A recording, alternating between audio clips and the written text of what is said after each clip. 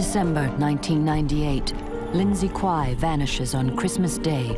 A police missing persons inquiry fails, and a family is torn apart. But a visitor from beyond the grave appears to a psychic in a nightmarish vision. She told me she'd been carnaged and mangled. She was trying to tell us that she'd been brutally murdered. Then she flashed the railway line. I could see the railway track, and I feel that's where she was telling me this was where she had been killed. And it was for me to go and help her. Is Lynsey missing, or is she dead? And can a psychic discover the truth behind her disappearance?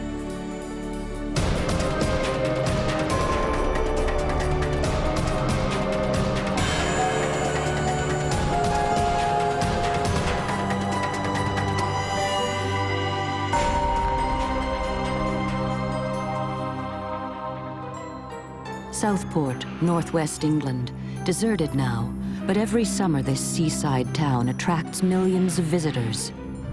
Most come to breathe in the sea air, stretch out on the miles of empty beaches and enjoy the thrills of the roller coaster. But this man is no tourist. He is psychic Joe Power, and he's been drawn here by a missing girl and a nightmare he will never forget.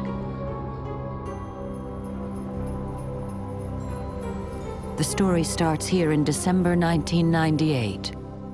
Lynsey Quy is a 21-year-old wife and mother of 2 small children. Lynsey was a very kind person, do anything for anybody. Good mother. The Quys are just an average family preparing for the holidays, but on Christmas Day 1998, their lives change forever when Lynsey mysteriously vanishes. Days turn into weeks, and weeks turn into months, and still nobody hears from Lynsey. Her family begin to suspect that something is very wrong. Well, you know, anyone goes missing in your family, it's just undescribable, the feelings you get. Everyone was worrying, and our brains were going, swirling, we weren't sleeping, we weren't eating. It was just a great worry. In February, Southport police take a statement from Lynsey's distraught husband, Mitchell. He said that she'd gone out drinking with her friends and that she'd stayed out all night, and he'd been left alone with the 2 children in the house and had woken with them on his own on Christmas Day, and went on to say that Lynsey had arrived later on the Christmas morning, still under the influence of drink, went into a shower, didn't say anything, got a few clothes together, and then left without saying anything to the children. Sometime in January, he'd seen her in a vehicle with a guy who he didn't know, at a junction in Southport somewhere, and he presumed that she'd just started a new life. Since then, nobody has seen or heard from Lynsey. Police class her as a missing person, and working with her husband Mitchell, start a high-profile nationwide appeal for her return. We had a press conference, which he attended, and he reiterated the story that he'd given to the police. She came in the morning, she was out of her face. She came in at 7 o'clock in the morning. She went straight up to bed, and I got the kids up then, opened the presents up. She showed no kind of interest in the kids on Christmas Day. We'd had trouble in our relationship, and we decided to separate before Christmas. But we were going to stay together through Christmas. I thought I was going to leave after New Year, but she's up and left before then. Lynsey's father, Peter Wilson, makes an appeal to his daughter. I just say, you know, if Lynsey's watching this, no one's blaming her for what she's done, you know, leaving the children. And we'd like to contact the police as soon as possible. Psychic Joe Power has been following the case in the press, but late one night in February, he has a nightmare that he thinks is a message from the spirit world. I'd gone to sleep. It was like any ordinary night. During my sleep, I heard a phone ring, and 2 people appeared to me. Joe recognizes the woman from the newspapers as housewife Lynsey Quy, but police think she is a missing person. Joe claims that the spirit of Lynsey is trying to tell him she's been murdered, who her killer is, and where to find her body. Lynsey Quy told me she had been carnaged and mangled. Joe's vision is incredibly violent and shocks him to this day. And then she told me for the police to search the railway, and also as well, the police must search the fairground. But why did Lynsey want these two areas searched? As the images intensify, Joe receives more information. I heard McDowell's, and I actually seen McDowell's, so I was hearing it and I was seeing it. And I also heard her say tractors. Joe is confused and distressed by his vision. He turns to friend, retired police support worker Frida Valentine, for advice. He started telling me that he'd been visited by Lynsey Quy in a dream, and she said, "Please help me. I am desperate for somebody to recognise that I have been murdered. I am not a missing person." Frida is shocked by what Joe tells her. I think he really believed that she had been cut up. With him saying about the mangled carnage, it more or less looked as though they couldn't see or recognise any parts of the body. Joe also tells Frida where he thinks Lynsey might be buried. He told me that he'd been shown the railway track and also the fairground in Southport. I suggested to Joe that he go to the police and give all this information. Reluctantly, Joe follows Frida's advice. I was absolutely terrified going into a police station. I thought they would think I was the murderer, going in with so much detailed and accurate information. But no detectives from the Missing Persons Inquiry Team is available, so Joe gives a full statement to another officer. And she reassured me that that information would be passed on to the officers in charge. If information comes in from a psychic or a medium that we feel can be corroborated or will send us in a certain direction, then my view is that we will always utilise that if it helps us. But the problem with that is that quite often it's not supported by any tangible evidence. Joe never hears back from the police regarding his statement. As far as they're concerned, this is still a missing persons case. Well, it was very frustrating to me because at that time I knew this was a murder case and not a missing persons. Joe is determined to discover more about Lynsey Quy mysterious disappearance. Has she been killed? Was she buried in the fairground or the railway? And could Joe convince the police Lynsey is not a missing person and a killer is walking free?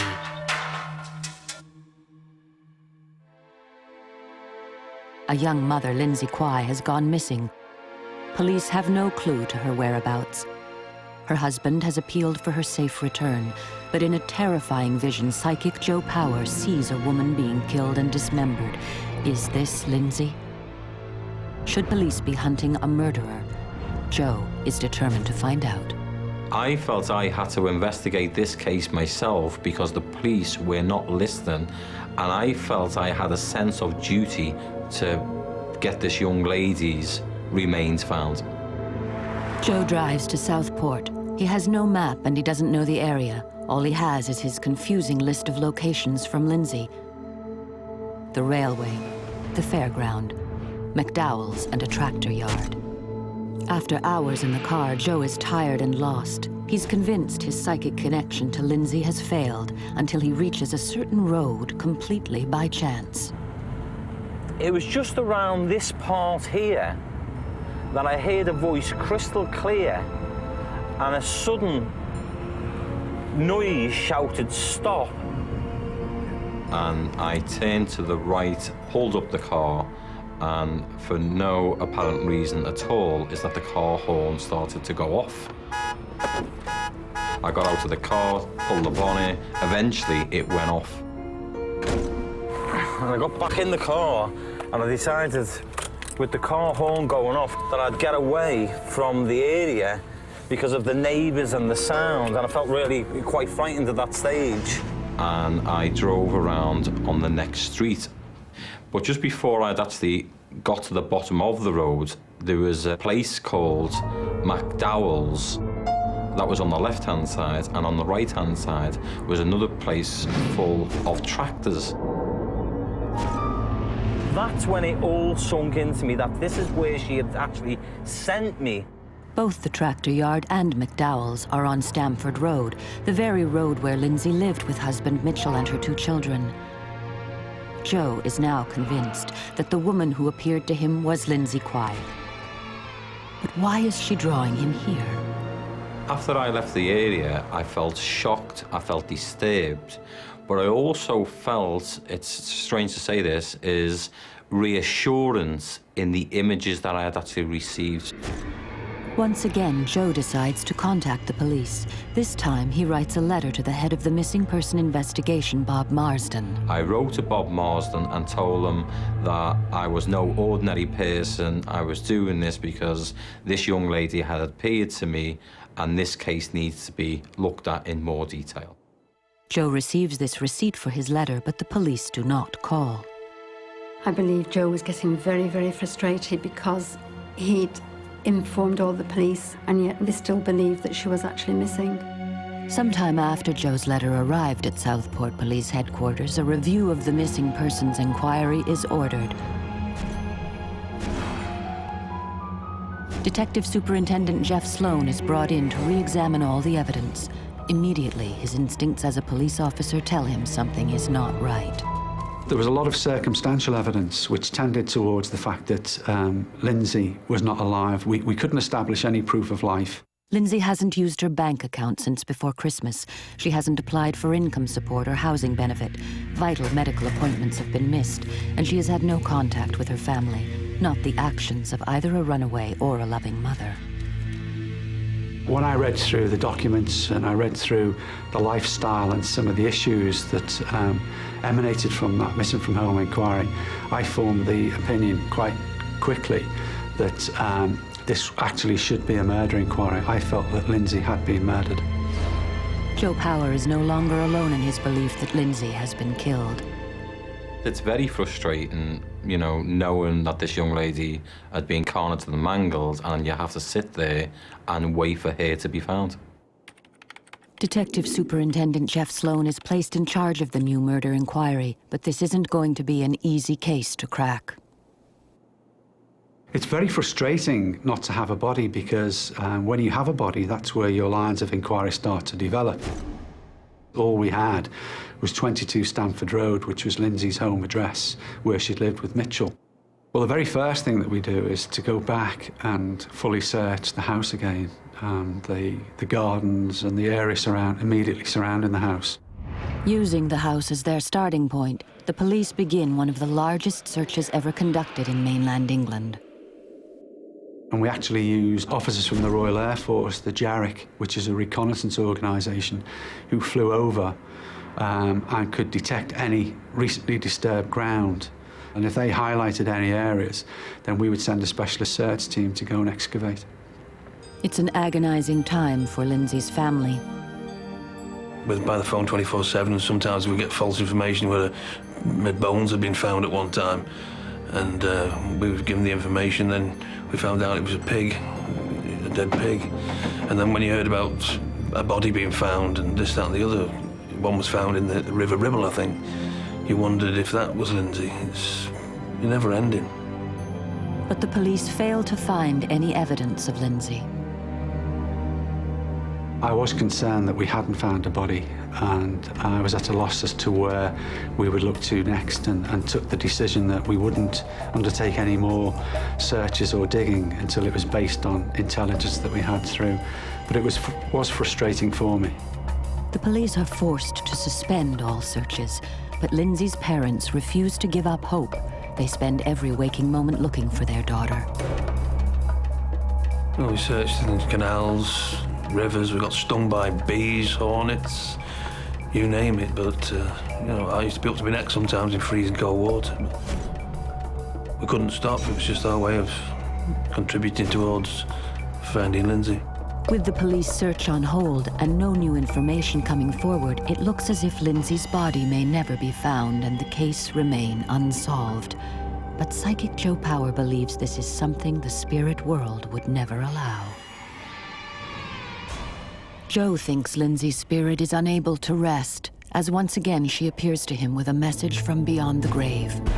The second time Lynsey appeared to me was at my home address, and she came to me and told me that the police were not listening to the information that I had previously provided to them. Joe's first vision led him to Lynsey's house. Now he returns to Southport to search the fairground and railway track. He has a feeling that these areas are in some way connected to her disappearance. He starts at the railway track. Joe doesn't know what he should be looking for. He's hoping his psychic powers will be his guide. When I walked along this particular part of the railway line, my hair stood up on my hand and I heard a voice. I believe that was Lynsey telling me is that she was in this location. But if Lynsey is buried at the railway, why does Joe want the police to search the fairground as well?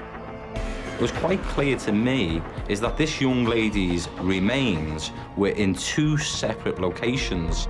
But Joe Power fails to find any evidence that Lynsey is in this location. For Detective Superintendent Sloan, the case is equally baffling, with no new leads coming in. He decides to re-examine the original witness testimonies. He wants to build a picture of Lynsey's last known movements. We believe Lynsey had been shopping on the 15th of December and had actually made a call to the benefits agency, and she made an inquiry about a missing cheque, which should have been issued in the November. As a result of that conversation, she was sent out a disclaimer form, which was never ever received and never ever recovered by the police. It was after that phone call, basically, that Lynsey ceased to exist. Detective Superintendent Sloan discovers that the only person who claims to have seen Lynsey alive after December 16th was her husband, Mitchell Quy. He told police she left him and abandoned her children on Christmas Day. Detective Superintendent Sloan is suspicious.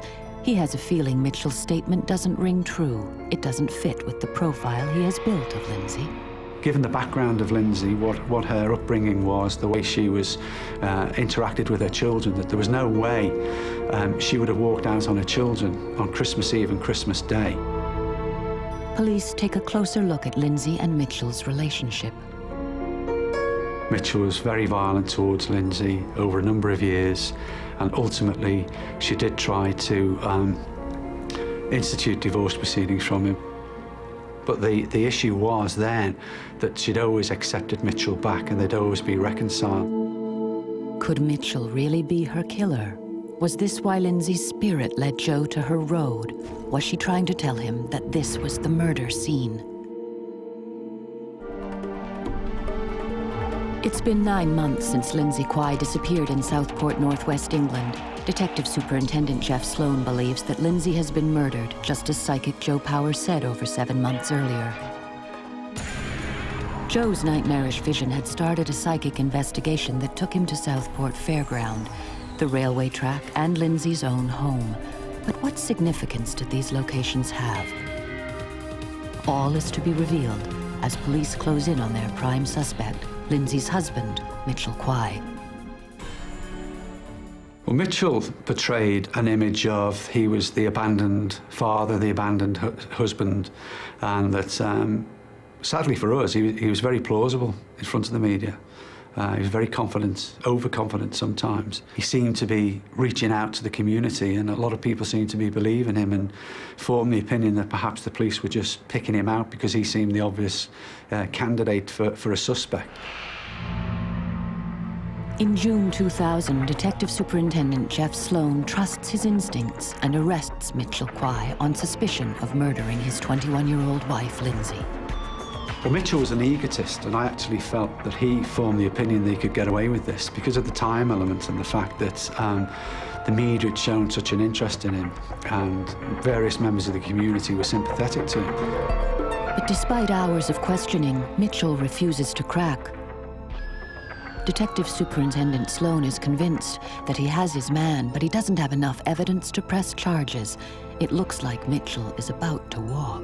Basically stuck to his story, but when we listened to the interviews, his responses and his replies, I got from the psychologist that we were starting really to get to him and he was becoming quite low and down in this. And I think the telling point came when I gave instructions within his hearing that his father was to be charged and so was his brother. Phone records show that at key points in the investigation, Mitchell made an unusually large number of calls to his brother Elliot and his father. This was totally out of character, and Detective Superintendent Sloan thought it pointed to their involvement. The arrest of Elliot and the subsequent arrest of Mitchell's father had quite pronounced impact on Mitchell, because I think he felt that he'd actually succeeded in convincing members of the public, the press, and to a certain degree the police, that he was right and that Lynsey had just disappeared. He thought it would go away. And I got the impression that when he realised that we did mean business and that they too had been arrested, that reality started to creep in, and the realisation was that he wasn't going to get away with it. I made the decision that I was going to charge Mitchell with murder, and within a very, very short space of time, I was contacted on my mobile to tell me that Mitchell had actually admitted that he had in fact killed Lynsey.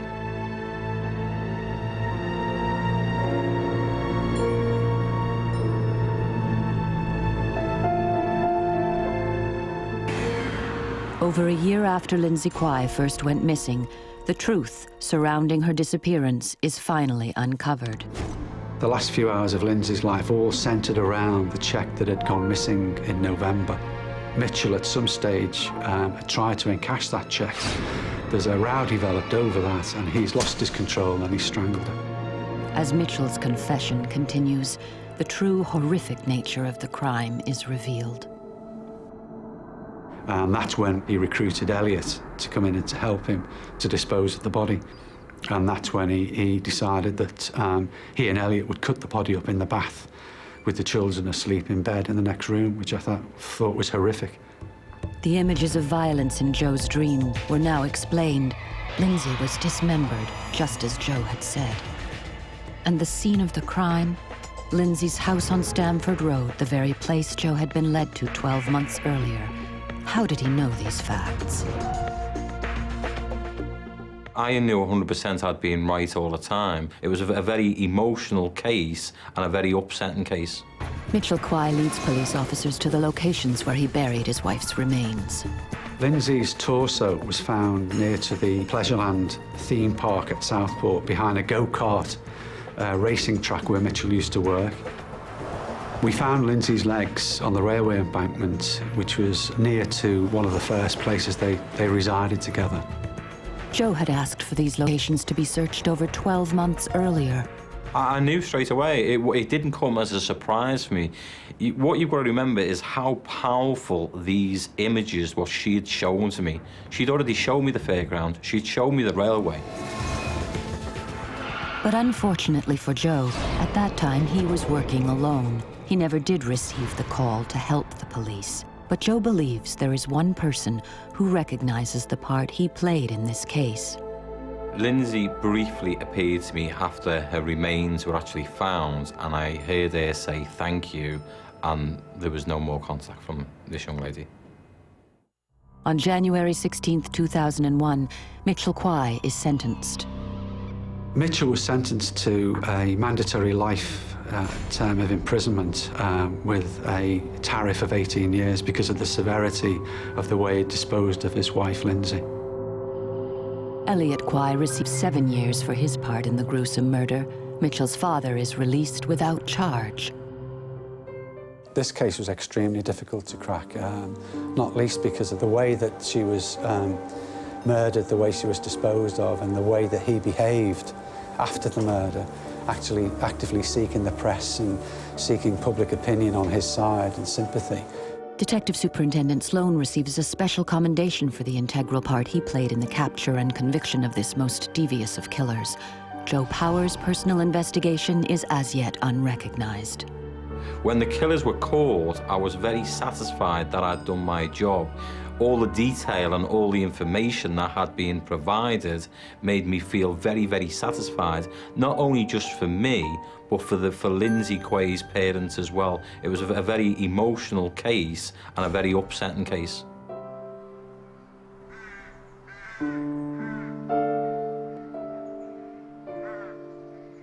To lose Lynsey that way has affected everybody, the whole family, me included. Never going to be the same again. Still suffering now. We'll just be suffering until the day we die. Peter, my eldest son, hung himself in the loft at my house. Could never get over the fact of what they did to Lynsey after they'd murdered her. That's what led to his suicide. 2 years after her vicious murder, Lynsey is finally able to rest in peace. but she leaves behind a family torn apart by tragedy. Mitchell's taken my daughter. He's taken Robin and Jack's mother. He's taken my son, Peter, because I blame him for that as well. He's taken a lot off the family, which we'll never forgive him for.